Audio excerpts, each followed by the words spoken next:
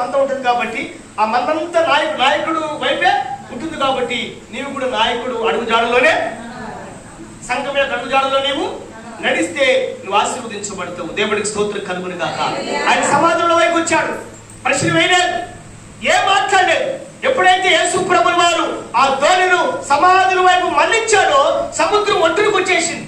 ఆ ఒట్టున ఏ ఊరుంది అక్కడ? గెరాసుడు దేశము. ఆ గెరాసుడు దేశము ఫస్ట్ మొట్టమొదట ఏముందంటే సమాధులు ఉన్నాయి. సమాధులు దాటి పోవాలి వాళ్ళ ఊరికి. ఏం దాటి పోవాలంట? సమాధులు దాటి పోవాలి. ఈనాడు మన సమాధులు ఎట్లుంటాయి? సమాధులు దాటి వచ్చినాం మనమా. ఈ ఊరు వెనక ఉంది. సమాధులు దేనికి సాదృశ్యము? పాపములకు సాదృశ్యం, శాపములకు సాదృశ్యం. ఆ గ్రామానికి మొట్టమొదటిగా పాపం ఎక్కడుంది?